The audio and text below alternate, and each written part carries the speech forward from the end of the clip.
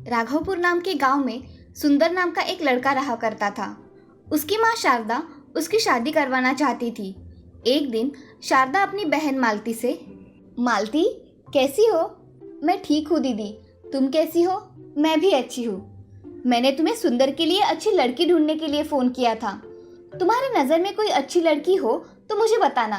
ठीक है दीदी। दोनों की ऐसी बातचीत हो जाने के बाद शारदा फ़ोन रख देती है। तभी सुंदर वहाँ आ जाता है। माँ, मैं कुछ दिनों के लिए ऑफिस टूर के लिए बाहर जा रहा हूँ। ठीक है बेटे, कितने दिनों के लिए जाने वाले हो? लगभग 15 दिन के लिए। ठीक है बेटा। अब सुंदर अगले ही दिन ऑफिस टूर के लिए निकल जाता है और शारदा अपने काम करने में व्यस्त हो जाती है। तभी शारदा की सहेली निर्मला उसके घर में आ जाती है। अरे शारदा, घर पर हो क्या? आओ ना निर्मला बहन, क्या काम था? अरे सुंदर के लिए एक अच्छी लड़की का रिश्ता लाई हूँ, तुम देख लो फोटो। दिखाओ जरा। हाँ ये लो। ऐसा कहकर निर्मला शारदा को फोटो दिखाती है। उस फोटो में लड़की के मुंह पर मास्क बंधा हुआ रहता है। निर्मला, इस लड़की ने मुंह पर मास्क क्यों लगा कर रखा है? अरे कोरोना का समय है और ये महामारी फैल ना जाए, इसीलिए उसने फोटो निकालते समय मास्क लगा कर रखा हुआ है। अच्छा ठीक है, मुझे तो लड़की पसंद है, सुंदर को दिखाकर तुम्हें बताती हूँ। ठीक है, अब मैं चलती हूँ। ऐसा कहकर निर्मला वहाँ से चली जाती है। अब शारदा सुंदर आने का इंतजार कर रही थी। तभी कुछ ही दिनों में सुंदर घर आ जाता है। अब उसका ऑफिस का काम बढ़ जाने के कारण उसे समय ही नहीं मिल रहा था। तभी शारदा सुंदर के पास जाकर, बेटा ये फोटो निर्मला बहन मुझे देकर गई है, तुम देख लो लड़की को, अगर पसंद आए तो हम बात आगे बढ़ा सकते हैं। सुंदर अपनी माँ के हाथ से फोटो लेकर देखता है और उसे लड़की बहुत पसंद आ जाती है। तभी, माँ, मुझे लड़की बहुत पसंद है, मगर इसने मुंह पर मास्क क्यों लगा कर रखा है? अरे महामारी की वजह से उसने मास्क पहनकर फोटो निकाला है। अच्छा। ऐसा कहकर सुंदर वहां से चला जाता है और शारदा निर्मला को बात आगे बढ़ाने के लिए बोल देती है। कोरोना की वजह से उनका मिलना नहीं होता, इसीलिए सुंदर उसका नंबर लेकर वीडियो कॉल करता है। तभी लड़की रेशमा, नमस्ते। नमस्ते, हमें निर्मला जी ने तुम्हारा नंबर दिया। तुम क्या करती हो बेटी? जी मेरी पढ़ाई पूरी हो गई है, अब मैं घर के ही काम करती हूँ, बाकी सिलाई कढ़ाई भी कर लेती हूँ। अच्छा, तुमने अभी भी चेहरे पर मास्क क्यों लगा कर रखा है? फोटो में ठीक है, मगर घर में भी तुम मास्क लगाती हो क्या? नहीं माँ जी, वो मुझे थोड़ी सर्दी हो गई थी, इसी वजह से किसी को इन्फेक्शन ना हो, इसलिए मैंने मास्क लगा कर रखा है। ठीक है, सुंदर से बात करो। नमस्ते। नमस्ते, कैसी है आप? मैं ठीक हूँ। आपको क्या पसंद है? मुझे सिलाई कढ़ाई के साथ साथ बाकी के काम करना भी अच्छा लगता है। अच्छा, और आप आगे जॉब करना चाहोगी? हाँ, मैं जॉब करना चाहती हूँ। ठीक है, चलो अब मैं फोन रखता हूँ। जी। ऐसा कहकर रेशमा और सुंदर फोन रख देते हैं। तभी शारदा सुंदर से, सुंदर तुम्हें लड़की पसंद आई? हाँ माँ, मुझे लड़की पसंद है। तो मैं उसकी माँ से बात करके रिश्ता पक्का करूँ? जैसा तुम्हें ठीक लगे माँ। ऐसा कहकर सुंदर वहाँ से ऑफिस के लिए चला जाता है। अब शारदा रेशमा के घर वालों से बात करके रिश्ता पक्का करवाती है और कुछ ही दिनों में रेशमा की शादी सुंदर से हो जाती है।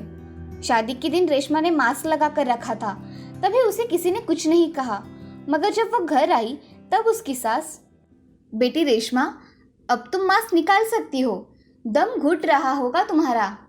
नहीं माँ जी, मैं अभी अभी दूसरे गांव से आई हूँ, मुझे तो कुछ दिन और कंटिन्यू मास्क लगाना पड़ेगा। तुम्हें क्या कोरोना हो गया है क्या? नहीं माँ जी, मुझे कोरोना नहीं हुआ है, मगर आप सबकी सेफ्टी के लिए ये ज़रूरी है। ठीक है रेशमा, तुम मास्क पहन सकती हो। ऐसा कहकर सुंदर वहाँ से चला जाता है। अब रेशमा हर रोज़ मास्क पहनकर घर में काम किया करती थी। तभी एक दिन रेशमा को बहुत ज़ोर से खांसी आई। तभी उसकी सास उसके पास जाकर, अरे रेशमा, ज़रा धीरे। ये लो, पानी पी लो। रेशमा जल्दी जल्दी में मास्क निकाल डालती है और पानी पीती है। तभी उसकी सास आश्चर्य से उसे देखने लगती है। क्या हुआ माँ जी, आप ऐसे क्यों देख रही हो? तुमने हमें फंसाया है, तुम्हारे दांत कितने बड़े हैं और तुम मुझसे कितनी बदसूरत दिख रही हो। इसीलिए तुम हर रोज मास्क लगाकर घूम रही थी ताकि ये बात किसी को पता ना चले? नहीं माँ जी, मैं आपसे छुपाना नहीं चाहती थी, मगर मेरी शादी इन दांतों की वजह से हो नहीं रही थी, इसीलिए मुझे ये मास्क लगाना पड़ा। मुझे ऐसा झूठ पसंद नहीं है। तुम कल ही अस्पताल जाकर इन दांतों का इलाज करवाओ, वरना उन्हें काट डालो। मुझे तुम्हारे दांत अच्छे चाहिए, नहीं तो तुम इस घर में नहीं रह सकती। नहीं माँ जी, ऐसा मत कीजिए।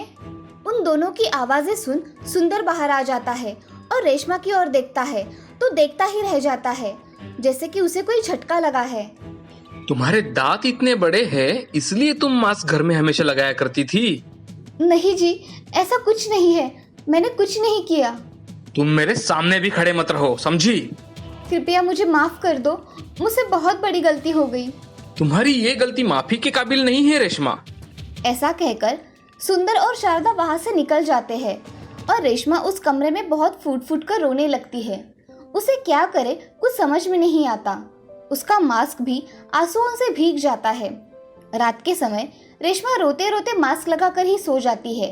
अब उसके सपने में भगवान आ जाते हैं और रेशमा से, रेशमा, रेशमा, उठो बेटी। आप कौन हो? मैं भगवान हूँ। तुम इतनी क्यों रो रही हो बेटी? क्या हुआ है? मेरी दांतों की वजह से मेरे घर वालों को अब मैं पसंद नहीं हूँ, मैं क्या करूँ? ऐसा कहकर रेशमा बहुत रोने लगी। तभी भगवान उससे, रेशमा, तुम्हारी समस्या सुबह तक सुलझ जाएगी, तुम चिंता मत करो। ऐसा कैसे होगा? तुम चिंता मत करो बेटी, तथास्तु। ऐसा कहकर भगवान अदृश्य हो जाते हैं। अब सुबह रेशमा उठकर देखती है तो उसे लगता है कि उसे एक सपना पड़ा था। तभी रेशमा ब्रश करने चली जाती है। तभी वो आईने में देखती है तो वो चौंक जाती है। ये मैं क्या देख रही हूँ? मेरे दांत ठीक हो गए। आज मुझे सच में भगवान प्रसन्न हो गए। ऐसा सोच ही रही थी, तभी वो देखती है कि उसने साड़ी पर रखा हुआ मास्क सोने जैसा चमक रहा था। रेशमा ने उसे उठाकर देखा तो उसे वो सोने जैसा लगा। उसने हाथ लगाकर देखा तो वो मास्क सच में सोने का बन गया था। उसने देखा तो मास्क के नीचे रखी हुई साड़ी भी सोने की हो गई थी। रेशमा ने वो साड़ी और मास्क लेकर अपने सास के पास गई। माँ जी, जरा यहाँ आइए। क्या हुआ है? सुबह सुबह इतना चिल्ला रही हो? उसके चेहरे की ओर देखकर शारदा कहती है, बहू, तुम्हारे दांत ठीक हो गए। ये एक रात में चमत्कार कैसे हो गया? माँ जी, मेरे सपने में भगवान आए थे। उन्होंने मुझे आशीर्वाद दिया और मेरे ये दांत ठीक हो गए और ये मास्क भी सोने का बन गया है। और मुझे लगता है कि ये मास्क किसी भी चीज़ पर रखा तो वो सोने की बन जाती है।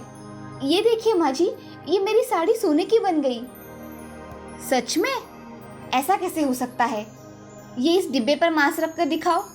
रेशमा ने मास्क डिब्बे पर रखा तो सच में डिब्बा सोने का बन जाता है। ये देख रेशमा, देखिए माँ जी, ये डिब्बा भी सोने का बन गया। हाँ बहू, सच में ये मास्क जादुई है। हाँ माँ जी। ऐसा कहकर रेशमा वो मास्क बहुत सारे घर की वस्तुओं पर रखती है तो घर की बहुत सारी चीजें सोने की बन जाती है। ये देख उसका पति सुंदर बहुत खुश हो जाता है और शारदा भी अपनी बहू की बहुत प्रशंसा करती है। और अब रेशमा के साथ सभी घर वाले बहुत खुश रहते हैं। इस कहानी से हमें ये सीख मिलती है कि जिंदगी में किसी की कमियां कभी भी नहीं निकालनी चाहिए। मनुष्य के गुण दोषों के सहित उसको अपनाना चाहिए।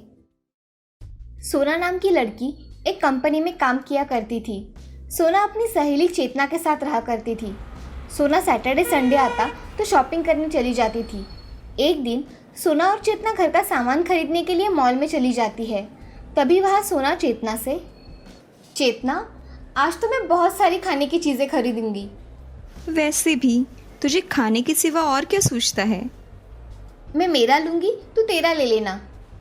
हाँ चलेगा, अब चलो। ऐसा कहकर दोनों मॉल में चली जाती है। वहाँ जाकर खाने की चीज़ें खरीदने लगती है। तभी सोना की नज़र बिस्किट पर पड़ती है। वो ढेर सारे बिस्किट्स ले लेती है। उसे देख एक लड़की उसके पास आती है और सोना से, मैडम आप इधर आइए ना, ये देखिए मैगी ने नया ब्रांड लॉन्च किया है, आप टेस्ट करके देखिए। मुझे मैगी पसंद नहीं है। मैडम आप मैगी एक बार टेस्ट करके देखिए, एकदम फ्री है, पसंद आई तो आप ले सकती है। ठीक है, मैं टेस्ट करके देखती हूँ। ऐसा कहकर सोना मैगी टेस्ट करके देखती है। मैगी इतनी टेस्टी होती है कि उसे और खाने की इच्छा होती है। ये देख सेल्स गर्ल सोना से, मैडम आपको कितने पैकेट चाहिए? मुझे 4 पैकेट मैगी दे दो। आपकी मैगी बहुत ही स्वादिष्ट है। Thank you madam. सोना अब शॉपिंग करके घर आ जाती है। उसे तेज भूख लगने के कारण सोना सोचती है, मुझे कितनी भूख लगी है और घर में खाना भी बनाया हुआ नहीं है।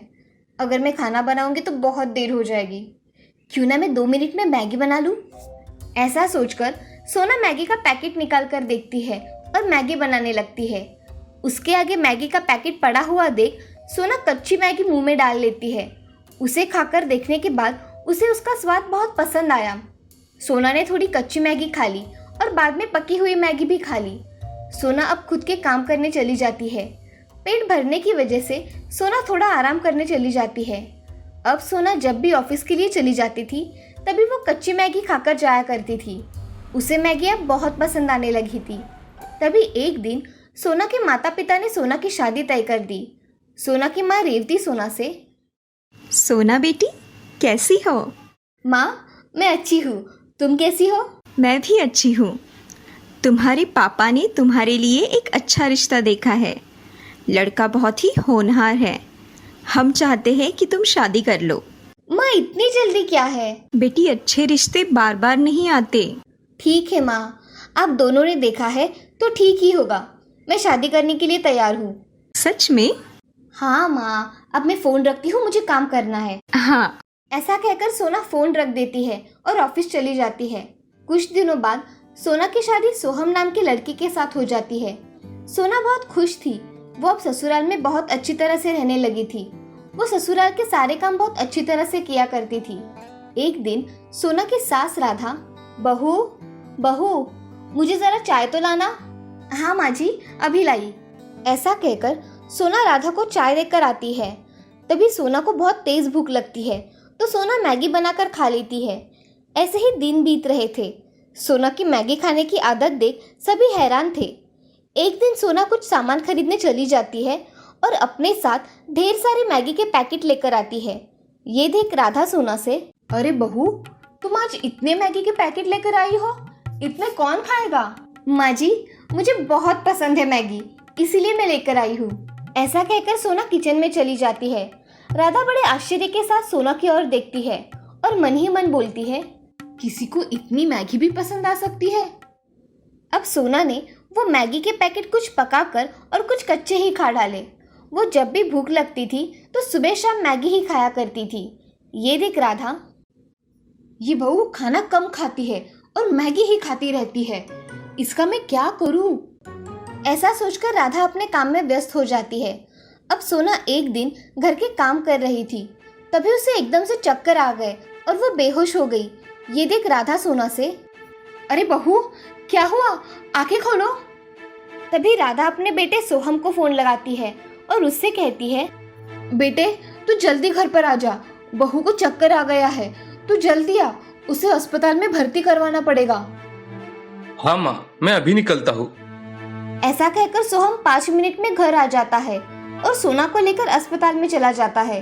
अब सोना को डॉक्टर चेक करते हैं और कुछ टेस्ट करते हैं और उसके टेस्ट के रिपोर्ट देखकर डॉक्टर सोहम को बुला लेते हैं और, डॉक्टर साहब क्या मैं अंदर आ सकता हूँ? हाँ आइए, बैठिए। सोहम डॉक्टर के सामने बैठकर उनसे कहता है कि क्या हुआ है डॉक्टर साहब, क्या बात है? सोहम जी, क्या आप अपनी पत्नी का बिल्कुल ख्याल नहीं रखते? उसके शरीर में मैदा जमने के कारण खून की कमी हो गई है, इसलिए उनको चक्कर आ गए हैं। मगर पेट में इतना मैदा कैसे जमा हो गया? उन्होंने मैदे के पदार्थ बहुत सालों से खाए हैं, इसलिए उनके शरीर में मैदा जम गई है। उन्हें दवाइयाँ लिख कर देता हूँ, मगर अब उन्हें बाहर की चीजों से दूर ही रखना, नहीं तो उनकी तबीयत फिर से बिगड़ जाएगी। डॉक्टर साहब, मैं आगे से पूरा ख्याल रखूंगा। आपका बहुत बहुत धन्यवाद। जी, आप आ सकते हैं। जी। ऐसा कहकर सोहम डॉक्टर के केबिन से निकलकर सोना के पास चला जाता है। तभी राधा सोहम से, क्या कहा डॉक्टर ने? माँ, डॉक्टर ने कहा है कि इसके शरीर में खून की कमी हो गई है और इसके पेट में मैदा जम गया है। अरे बेटे, ये सब ज्यादा और कच्ची मैगी खाने का नतीजा है और कुछ नहीं। माँ, मैं सोना से बात करना चाहता हूँ, तुम जरा बाहर रुको। ठीक है बेटा। सोहम अब सोना के पास आकर सोना से, अरे सोना, कोई बच्चों की तरह इतनी मैगी खाता है क्या? तुम तो कच्ची मैगी खाने के लिए भी कम नहीं करती। अब ऐसे ही चलता रहा तो तुम्हारे पेट में कीड़े पड़ जाएंगे। सोना ये बात सुनकर बहुत दुखी होती है और वो सोहम से, मुझे माफ कर दीजिए, मुझे कच्ची मैगी अच्छी लगी तो मैंने वो भी खाना शुरू कर दिया। अब से मैगी कभी नहीं खाऊंगी। तुम सच कह रही हो ना? हाँ, मैं सच कह रही हूँ। आइंदा से मैदे के कोई भी पदार्थ नहीं खाऊंगी, मुझ पर विश्वास कीजिए। ऐसा कहकर सोना आराम करने लगती है। अब सोहम सोना को अगले दिन घर पर लेकर आता है। अब सोना कभी भी मैगी खाने का नहीं सोचती और सब कुछ हेल्दी फूड खाया करती थी। उसमें ये बदलाव देख उसकी सास राधा भी बहुत खुश हो गई थी। अब वो तीनों खुशी खुशी रहने लगते हैं। इस कहानी से हमें ये सीख मिलती है कि जिंदगी में कोई भी चीज ज्यादा मात्रा में नहीं खानी चाहिए, हमेशा अच्छी चीजें खानी चाहिए। श्यामपुर नाम के गांव में राजू और सोना नाम के भाई बहन रहा करते थे। उनके माता पिता वो छोटे थे तभी चल बसे। तब से राजू और सोना अनाथ की जिंदगी जी रहे थे। राजू सोना का अच्छी तरह से ख्याल रखा करता था, मगर उनके माता पिता बहुत गरीब होने के कारण उनके पास रहने के लिए घर भी नहीं था। इसीलिए राजू अपनी बहन के साथ फुटपाथ पर रहा करता था। राजू हर रोज कुछ न कुछ काम करके उन दोनों का पेट भरा करता था। एक दिन राजू गाड़ी साफ कर रहा था, तभी गाड़ी का मालिक, अरे ये कैसी गाड़ी साफ की है तुमने? ऐसी करते हैं क्या गाड़ी साफ? मालिक, मैं फिर से कर देता हूँ। मुझे जल्दी जाना है, अब मत करो। ये लो 2 रुपए। मालिक, सिर्फ 2 ही रुपए? थोड़े ज्यादा मिल जाते तो अच्छा होता। जैसे गाड़ी साफ की है ना, पैसे भी वैसे ही मिलेंगे, समझे? चलो अब जाओ यहाँ से। ऐसा कहकर गाड़ी का मालिक गाड़ी लेकर वहां से चला जाता है। राजू वो रुपए देख मन में, मैं अब इन रुपयों से खाना कैसे खरीदूंगा? मुझे और कुछ काम ढूंढना ही पड़ेगा, नहीं तो सोना और मैं हर दिन भूखे रह जाएंगे। ऐसा सोचकर राजू दूसरा काम ढूंढने चला जाता है।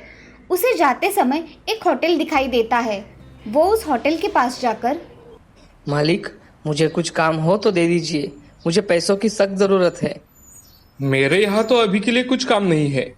हाँ, कुछ बर्तन है साफ करने के, तुम चाहो तो वो कर सकते हो। मैं तुम्हें उसके 20 रुपए दूंगा। ठीक है मालिक, मैं अभी कर देता हूँ। ऐसा कहकर राजू बर्तन साफ करने बैठ जाता है। उसके साथ सोना भी थी। दोनों भाई बहन मिलकर जल्दी जल्दी सब बर्तन साफ कर देते हैं। अब उस होटल के मालिक ने राजू को 20 रुपए दिए और राजू से कहा, बच्चों, आज होटल में बहुत सारा खाना बचा है, अगर तुम चाहो तो वो खाना खा सकते हो। ये सुन राजू और सोना बहुत खुश हो जाते हैं। राजू होटल मालिक से, मालिक, आपका बहुत बहुत धन्यवाद। आज आपकी वजह से हम इतने दिनों बाद भरपेट खाना खाएंगे। जाओ बच्चों, वहां से खाना ले लो और पेट भर के खाओ। जी मालिक। ऐसा कहकर राजू और सोना खाना खाने चले जाते हैं।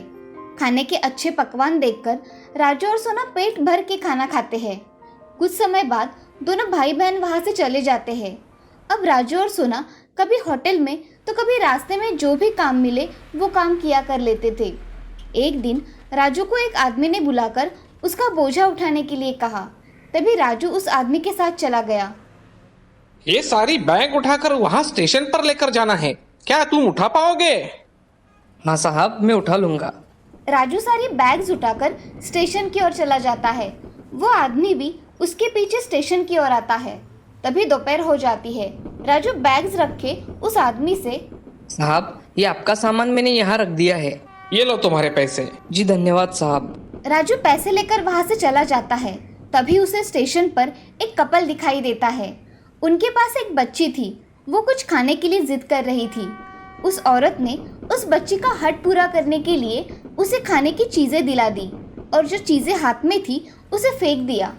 उसे देख राजू, जिसको भूख लगी है उसे भगवान नहीं देता, और जिसके पास बहुत सारा है उसे उसकी कदर नहीं होती। ऐसा मन में सोच राजू वहां से चला जाता है। तभी उसे उसकी बहन सोना की याद आती है और वो अपनी बहन के लिए कुछ खाने के लिए चीजें खरीदता है और जाने के लिए निकलता है। सामने से एक बड़ी गाड़ी बहुत जोर से आती है और फुटपाथ पे खड़े राजू से टकराती है। राजू जोर से टकराने की वजह से बेहोश हो जाता है। जब उसे होश आता है तो वो अस्पताल में होता है। वो देखता है कि उसके पास कोई सूरज नाम का आदमी खड़ा था। राजू उस आदमी से, मैं यहाँ कैसे आ गया? मेरे ऊपर एक गाड़ी बहुत तेजी से आई और मेरा एक्सीडेंट हुआ था। फिर मैं यहाँ अस्पताल में कैसे आया? वो गाड़ी मेरी ही थी, मेरी वजह से ही तुम्हारी ये हालत हुई है। मैं अस्पताल का बिल भर दूंगा, तुम चिंता मत करो। और मेरी बहन कहाँ है? मुझे कुछ नहीं पता। तुम्हें आज डिस्चार्ज मिल जाएगा, तब तुम घर जा सकते हो। मेरे पैर को क्या हुआ है? एक्सीडेंट में तुम्हारा पैर चला गया है। अब तुम बैसाखी के सहारे ही चल सकते हो राजू। ये सुन राजू जोर जोर से रोने लगा। तभी सूरज राजू से, बेटे तुम पहले रोना बंद करो। चलो मैं तुम्हें तुम्हारे घर छोड़ देता हूँ। कहाँ है तुम्हारा घर? हमारा कोई घर नहीं है साहब। फिर तुम कहाँ रहते हो?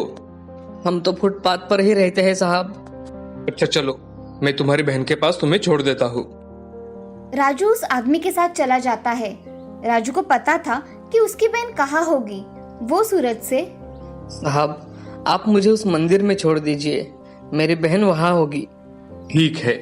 ऐसा कहकर सूरज राजू को मंदिर के यहाँ छोड़ देता है और वहाँ से चला जाता है। सोना राजू को अपाहिज देख बहुत रोने लगती है और राजू से, भैया हमेशा गरीबों के साथ ही अन्याय क्यों होता है? आज तुमने जो गुनाह किया नहीं उसकी सजा तुम्हें मिली है। ऐसा कहकर सोना बहुत रोने लगती है। तभी राजू सोना से, सोना ऐसा कुछ नहीं है। भगवान के घर देर है अंधेर नहीं। चलो हम वहाँ बैठकर कुछ खाना खाते हैं। सोना और राजू एक जगह बैठ जाते हैं और कुछ खाना खा लेते हैं। अब राजू सोना से, सोना देखो, अब मुझसे कुछ काम नहीं हो पाएगा तो हम इस मंदिर के बाहर भीख मांगा करेंगे, जिससे अभी के लिए हम दोनों का गुजारा हो जाएगा। ठीक है भैया। अब राजू और सोना मंदिर में उस दिन से भीख मांगते थे। अब ऐसे ही बहुत दिन बीत जाते हैं। कोई उन्हें पैसे देता था तो कोई उन्हें खाने की चीजें दिया करता था। ये देख राजू और सोना खुश हुआ करते थे। अब ऐसे ही उन दोनों के दिन बीत रहे थे। तभी एक दिन एक आलीशान गाड़ी मंदिर के सामने आकर रुकी और उसमें से एक औरत बाहर आई। वो मंदिर में पूजा करने के लिए चली जाती है। थोड़ी देर बाद वो औरत मंदिर के बाहर आ जाती है। तभी उसकी नजर राजू और सोना पर पड़ती है। उन्हें देखकर वो अपने बैग में से रोटी निकालकर उनके सामने फेंकती है। तभी सोना गुस्से में उस औरत से, मैडम आपको रोटी देनी है तो हाथ में दो, ऐसे फेंको मत, इससे रोटी खाने के काम की नहीं रहेगी। ए भिकारन, मुझे मत सिखा मुझे क्या करना है और क्या नहीं। मुझे लगा तो मैं हाथ में दूंगी वरना फेंक दूंगी, समझी?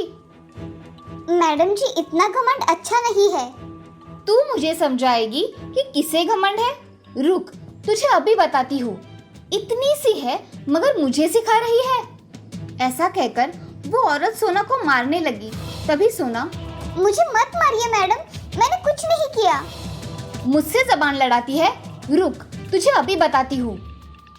ऐसा कहकर औरत उसे बहुत मारने लगी। तभी राजू उनके बीच में आ जाता है और राजू उस औरत से, मैडम उसे मत मारिए, उसने कुछ नहीं किया। उसकी ओर से मैं आपसे माफी मांगता हूँ। तुम मुझे समझदार लग रहे हो। मैडम आप उसे छोड़ दीजिए। तभी उस औरत ने सोना को छोड़ दिया। तभी राजू उस औरत से, मैडम हम गरीब हैं, मगर आप हमें ऐसा कुछ भी मत कहिए। वो रोटी अपने जमीन पर फेंक दी इसलिए मेरी बहन ने आपसे कहा, वरना वो किसके मुंह नहीं लगती। इसे बोलने का तरीका ही नहीं है। मैडम आपकी जो ये कार है ना, इस कार के मालिक ने मेरे शरीर पर गाड़ी चलाकर मुझे अपाहिज बना दिया और आज मैं काम करने के काबिल नहीं रहा, और आप हमसे ही कह रही है। औरत उसकी बातें सुन चुप हो जाती है और उसे उसकी गलती का एहसास होता है। और वो औरत राजू से, राजू मेरे पति ने मुझे बताया था कि उनके हाथों एक गरीब बच्चे की टांगे चली गई। मैंने तुम्हें बहुत ढूंढा मगर तुम मुझे आज मिल रहे हो। मैं अपने पति के पापों का प्रायश्चित करना चाहती हूँ, इसीलिए तुम मेरे साथ मेरे घर चलो और वहाँ हमेशा के लिए रहो। मैडम आप इस बात को जानती हैं और आपको हमारी दया आई, यही बहुत है मेरे लिए। ऐसा कहकर राजू और सोना वहाँ से जाने के लिए निकलते हैं। तभी औरत उन दोनों से, बच्चों मुझे माफ कर दो, मैंने तुमसे बहुत बुरा बर्ताव किया, कृपया मुझे माफ कर दो और मेरे साथ मेरे घर चलो। आप माफी मत मांगिए मैडम, हम आपके साथ आने के लिए तैयार हैं। ऐसा कहकर राजू और सोना एक दूसरे की ओर देखते हैं और उस औरत के साथ जाने के लिए तैयार हो जाते हैं। औरत उन्हें लेकर अपने घर चली आती है। अब दोनों उस घर में बहुत खुशी खुशी रहने लगते हैं। वो औरत भी उन्हें अपने बच्चों की तरह पाला करती थी। ये देख राजू और सोना बहुत खुश थे। गरीब की भूख बहुत अलग होती है, वैसे ही अमीर लोगों की भूख अलग होती है। उनके पास पर्याप्त भोजन होने के कारण वो फेंक देते हैं, मगर गरीब को अगर भूख लगे तो उन्हें खाने के लिए 2 वक्त की रोटी भी नहीं मिलती। इसी वजह से गरीब और अमीर लोगों की भूख अलग अलग होती है। इस कहानी से हमें ये सीख मिलती है कि गरीब होने के कारण किसी को भी जानबूझकर तकलीफ नहीं देनी चाहिए। गरीबों की हमेशा सहायता करनी चाहिए।